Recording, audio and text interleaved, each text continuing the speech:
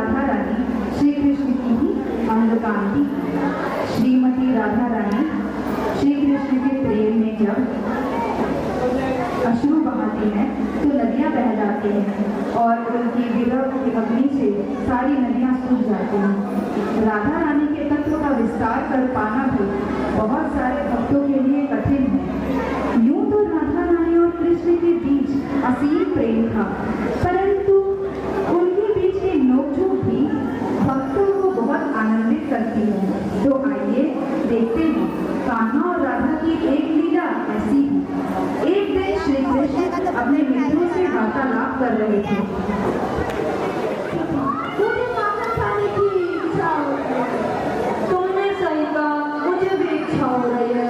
कुछ करो कान्हा, आज माखन भैया आगे नहीं। इच्छा तो मेरी भी बहुत है, परंतु क्या करूं, ये गोपियां मुझे माखन देती ही नहीं। तुम तो कुछ भी कर सकते हो कान्हा, तो या माखन भी ला सकते हो।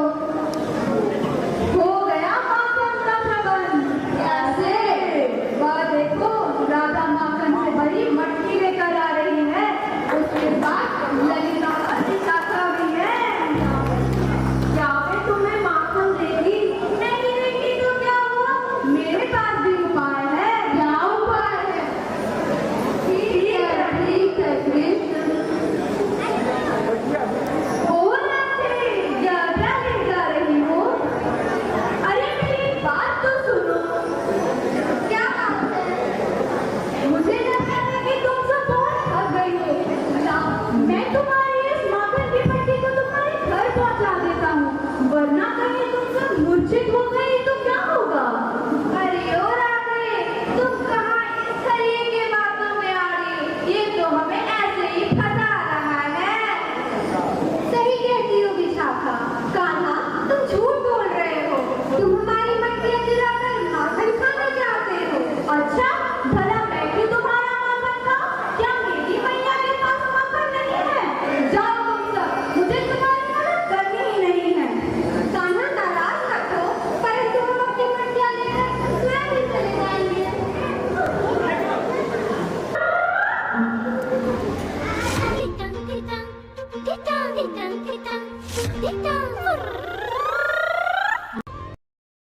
हाय दैया, कहाँ गई हमारी मटकियां?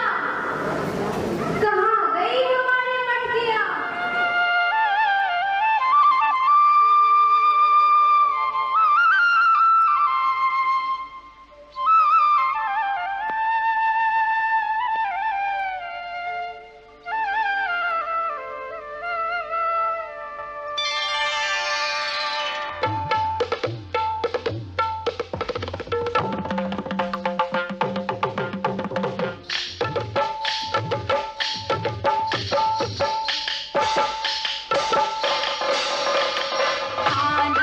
थोड़ा सा प्यार दे, चरणों में बैठा के तार दे।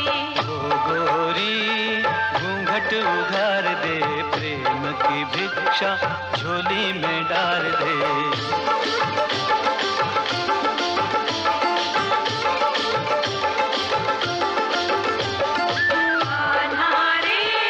थोड़ा सा प्यार दे, चरणों में बैठा के तार दे। प्रेम गली में आके गुजरिया, भूल गई रे घर की डगरिया। जब तक साधन तन मन जीवन सब कुछ अलबन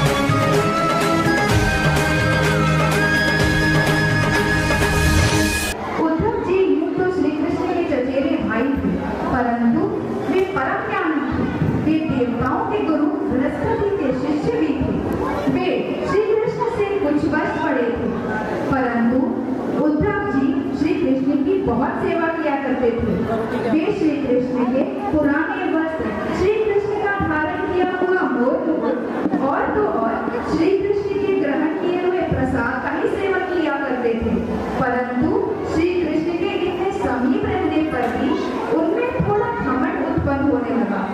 और श्री कृष्ण से क्या छिपा था? एक दिन श्री कृष्ण गोपियों के विरह में बहुत दुखी थे और उनके कमल नयनों से अश्रु बह रहे थे। तभी उद्धव जी श्री कृष्ण के कक्ष में आते।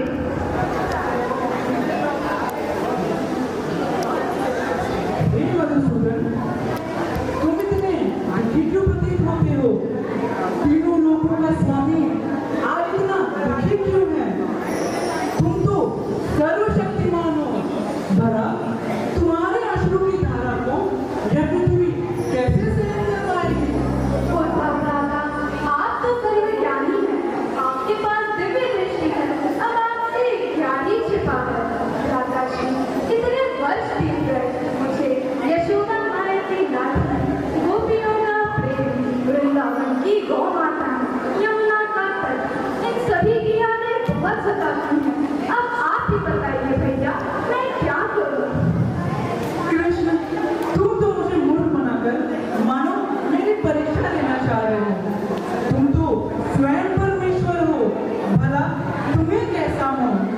और मेरे गुरु बृहस्पति ने मुझसे कहा है, दिव्य ज्ञान परमात्मा में लुप्त हो जाता है। दादा श्री, मैं तो अभी मनुष्य योनि में हूँ। मैं माया से वंचित नहीं रह सकता और ना ही मेरी गोपियाँ। तो अब आप ही बताइए, मैं क्या करूँ? कान्हा, तुम्हारा तो पता नहीं, परंतु प्रेम वह मोह है जो मनुष्य को सांसारिक माया में जकड़ लेता है। अतः निराकार परमात्मा के पास पहुंचने का मार्ग सिर्फ और सिर्फ भक्ति है। और ये बात गोपियों को समझनी होगी ताकि उनका कल्याण हो सके। अगर ऐसी ही बात है दादा श्री, तो मेरा आपसे एक निवेदन है, कृपया वृंदावन जाकर गोपियों का कल्याण करें। जैसा तुम कहो, परंतु मेरी बात पर वह गोपियां भला क्यों भरोसा करेंगे? एक विनती है, कृपया तुम एक पत्र लिख दो ताकि वो गोपियां मेरी बात को सत्य माने। ठीक है दादा श्री।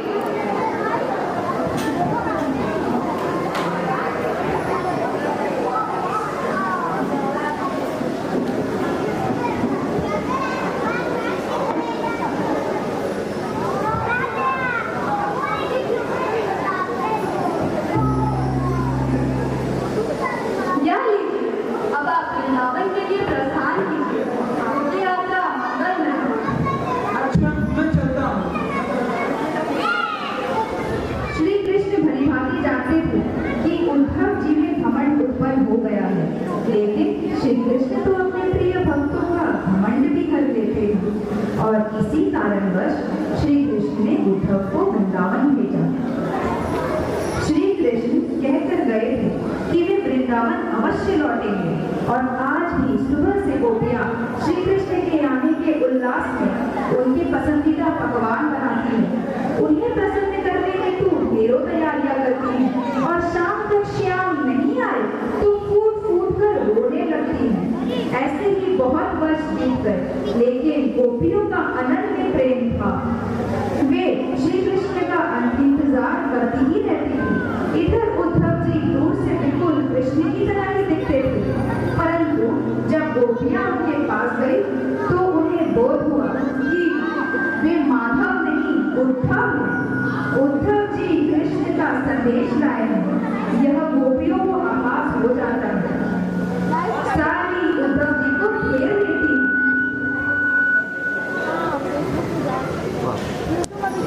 कौन वाला? आप तो कृष्ण नहीं, आप कृष्ण का संदेश लाए हैं। जरा हमें भी दिखाइए। मुझ मूर्ख गोपियों को तो पढ़ना भी नहीं आता। आप ही बताइए, क्या कृष्ण हमें आज लगते हैं? आप चुप क्यों हैं? बताइए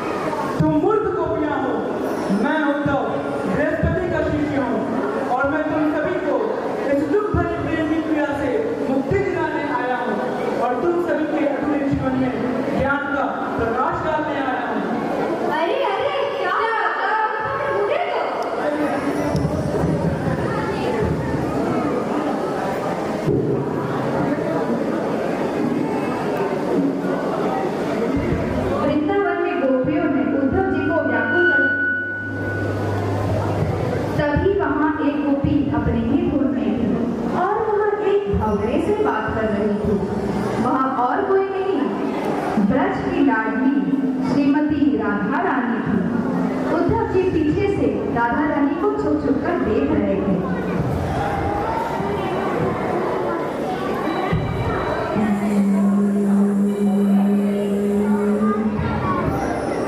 अरे मूर्ख भोले, तुम मुझे संतुष्ट करने की कोशिश कर रहे हो। कोई कृष्ण की महिमा गाकर मुझे क्या बताना चाहते हो? अरे जाओ जाओ, ये सब तुम्हारे बेकार प्रयास हैं।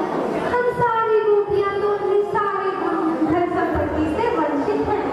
हम तो अपने घरों परिवारों से दूर हैं। कृष्ण के बारे में हम तुमसे भी ज्यादा जानते हैं। कृष्ण के बारे में हम तुमसे भी भली भांति जानते हैं। तो तुम जो कुछ भी बता रहे हो वो हमारे लिए पुरानी कहानियां हैं। अरे मूर्ख, तुम मुझे मोहने का प्रयास कर रहे हो। मैं भली भांति जानती हूँ, कृष्ण तुम छलिए हो। मुझे छलने का प्रयास मत करो। हम गोपियां तो मासूम हैं, जो तुम्हारे प्रेम जाल में फंस गई। तभी उद्धव जी की नजर परम सुंदरी करुणामयी राधा रानी पर पड़ती है, परंतु राधा रानी अपने कृष्ण प्रेम में मग्न थी। तुम्हारे मानव जीवन का उद्देश्य अब पूर्ण हो गया है। तुम सब श्री भगवान के अद्भुत भक्त हो, अतः तुम सभी व्यक्तियों द्वारा उपासना के योग्य हो। तुम्हारा मन आश्चर्यजनक रूप से वासुदेव श्री कृष्ण के चिंतन में मग्न है, अतः तुम तीनों लोगों में उपासना के योग्य हो। श्री कृष्ण के संबंध में जो भाव तुमने बना लिया है उसे प्राप्त करना मनुष्यों के लिए भी अत्यंत कठिन है। यह सब हमें राज्य, हम तो गांव की गोपियां हैं। यह मुक्ति क्या है हम नहीं जानते। हम तो बस इतना जानते हैं कि कृष्ण हमसे अभी प्रेम करते हैं। कृष्ण तो पूर्ण परमेश्वर है, उनका ना तो कोई आदि है और ना ही कोई अंत है। भला उनसे कोई प्रेम कैसे कर सकता है? ये सब हम नहीं जानते। हम तो बस इतना जानते हैं कि कृष्ण हम सबसे अभी प्रेम करते हैं। परंतु अगर ये बात कृष्ण कहें कि वे भगवान हैं, तो क्या तुम उस बात को मानोगी? कृष्ण हमारे प्रेमी हैं, इसके अलावा हम कुछ नहीं जानते।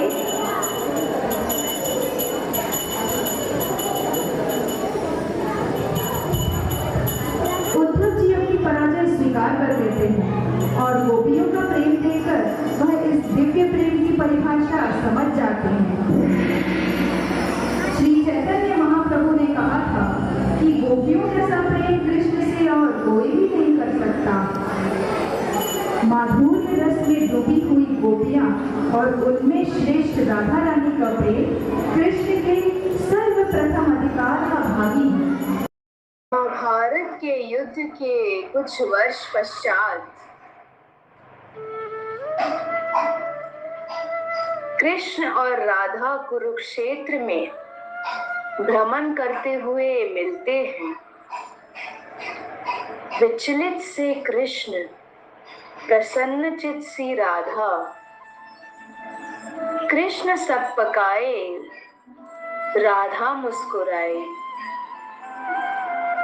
इससे पहले कि कृष्ण कुछ बोल पाते, राधा बोली, कैसे हो द्वारिकाधीश? राधे, तुम तो ऐसा ना कहो। तुमने कभी मुझे द्वारिकाधीश कहकर संबोधित किया है क्या? प्रिय, तुम तो मुझे कान्हा कहती हो और यह मेरे हृदय को बहुत प्रिय है। तुम मुझे द्वारिकाधीश मत कहो, मैं तो तुम्हारा कान्हा ही रहूंगा। बहुत दिन बीत गए, कुछ तुम सुनाओ, कुछ मैं कहूंगा। सच कहूं राधा, जब जब तुम्हारी याद आती थी तो आंखों से अश्रु निकल आते थे।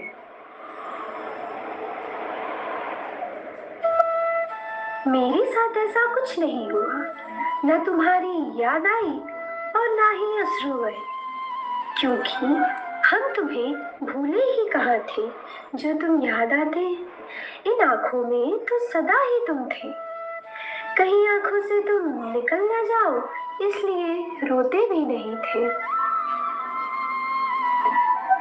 कान्हा, प्रेम से अलग होने पर तुमने क्या खोया है, इसका एक आईना दिखाऊं तुम्हें। कुछ कड़वे प्रश्न तुम सुन पाओ तो सुनाओ। कभी सोचा है इस तरक्की में तुम कितने पिछड़ गए। यमुना के मीठे पानी से शुरुआत की और समुद्र के खारे पानी तक पहुंच गए। एक उंगली पर चलने वाले सुदर्शन चक्र पर भरोसा कर लिया और 10 उंगलियों पर चलने वाले बांसुरी को भूल गए। कान्हा, जब तुम प्रेम से जुड़े थे तब जो उंगली गोवर्धन पर्वत को उठाकर लोगों को विनाश से बचाती थी, प्रेम से अलग होने पर वही उंगली क्या क्या रंग दिखाने लगी। सुदर्शन चक्र उठाकर विनाश के काम आने लगी। कान्हा और द्वारिकाधीश में क्या अंतर है यह बताऊं। कान्हा होते तो तुम सुदामा के घर जाते, सुदामा तुम्हारे घर नहीं आता। युद्ध में और प्रेम में तो यही फर्क होता है।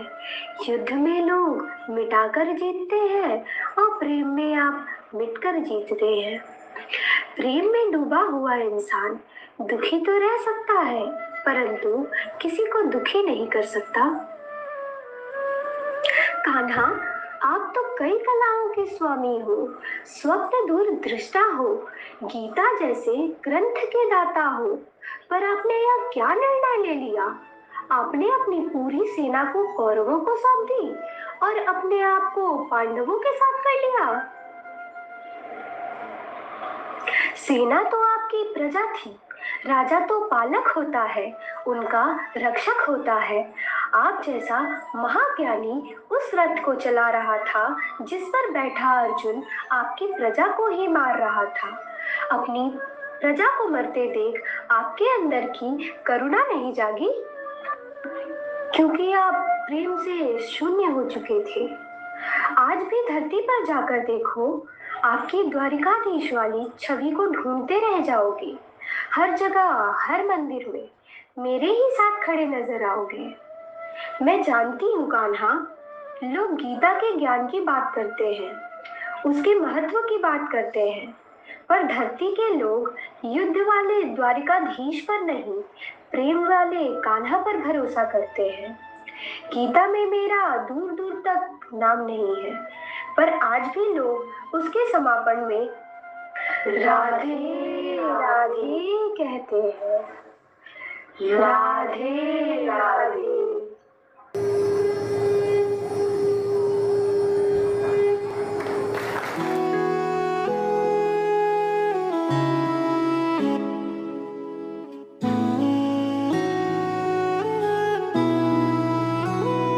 मीठे रस से भर्योड़ी राधा रानी लागे, महारानी लागे। माने खारो खारो यमुना जीरो पानी लागे। मीठे रस से भर्योड़ी राधा रानी लागे, महारानी लागे। माने खारो खारो यमुना जीरो पानी लागे।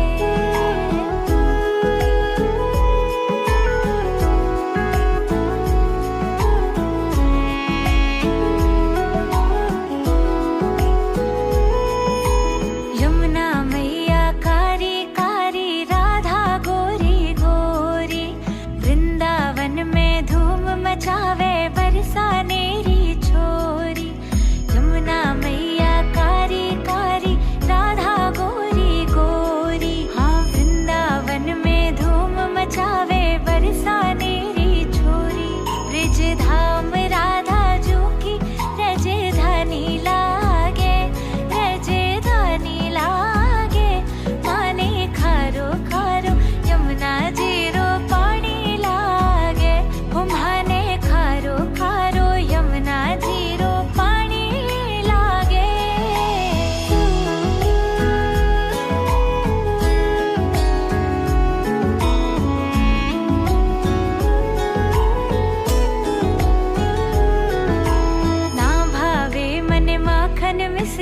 अब ना कोई मिठाई। मारे जी बड़िया ने भावे अब तो राधा नाम